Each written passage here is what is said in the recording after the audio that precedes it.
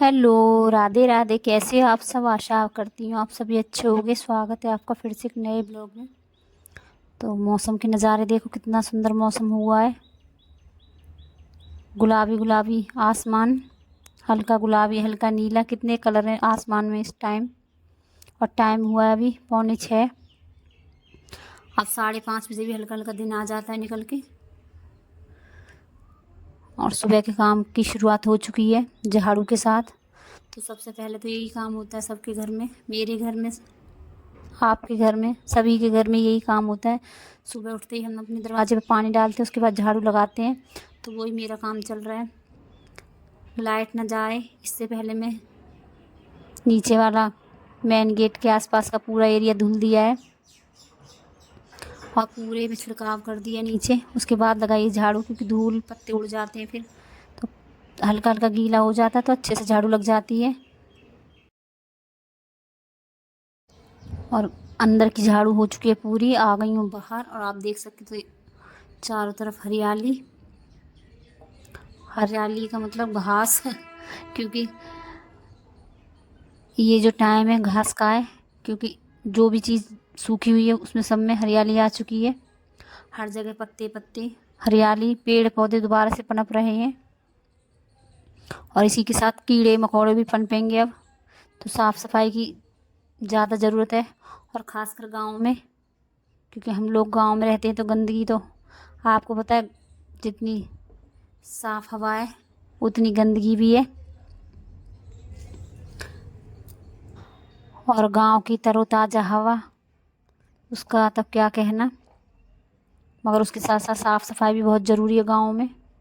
शहरों में इतनी सफाई की ज़रूरत या इतना ध्यान देने की ज़रूरत है या नहीं, वो तो मुझे नहीं पता, मगर गाँव में है। क्योंकि गाँव में हर तरह के कीड़े मकोड़े होते हैं। और जहाँ पर हम रहते हैं वहाँ पर सांप भी दिखाऊंगी आपको आगे आगे आने वाले टाइम में।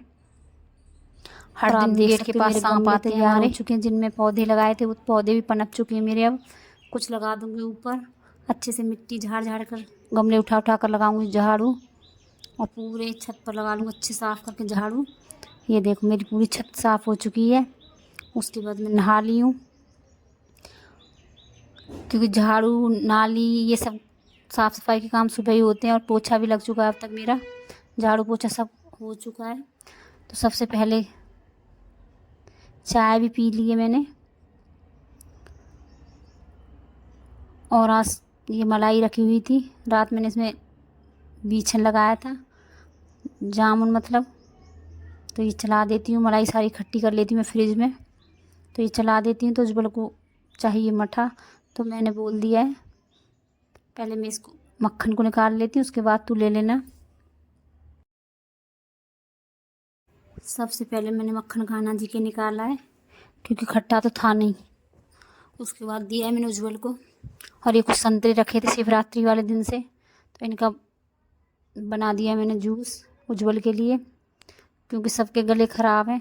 तो किसी ने खाए नहीं, ये संतरे रखे हैं 3-4, तो उसने छील कर साफ़ कर लिए थे, मैंने उनकी बना दी है उसको जूस। उसके बाद बन रहा है मेरा घी। और सब्ज़ी रखी हुई है रात की आलू की, जो मट्ठे वाले आलू बनाए थे वही रखे हुए हैं। तो सब्ज़ी तो मैं नहीं बनाऊंगी, सिर्फ रोटियां बनानी है, वो भी मुझे मक्के की।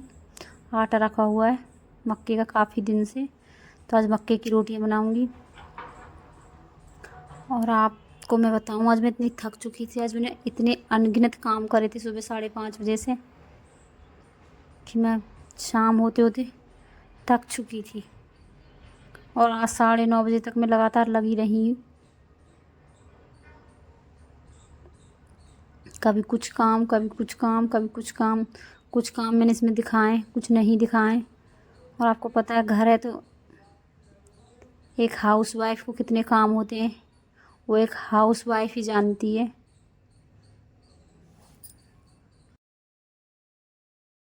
और मक्के की रोटी बन रही है तो फरमाइश है कि मलीदा बना देना गुड़ का और घी का। तो मक्के की रोटी बनाकर ठंडी करके तोड़ दिए मैंने अच्छे से, उसमें घी डाल के और गुड़ डाल के बना दिया मलीदा।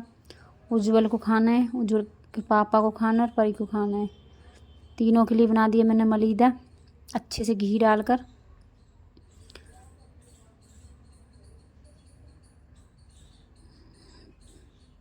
और अभी मेरे कपड़े पड़े हुए हैं, कपड़े धुलूँगी।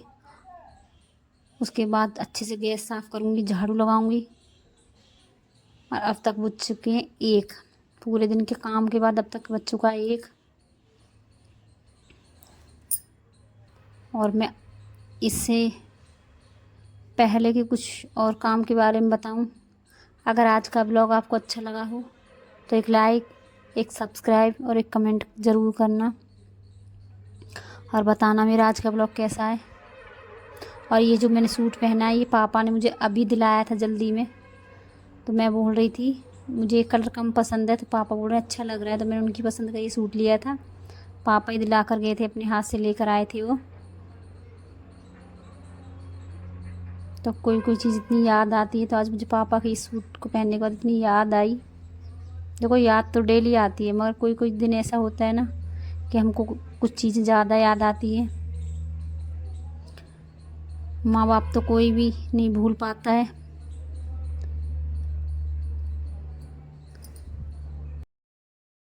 मगर भगवान की मर्ज़ी के आगे हमारी चलती कहाँ है।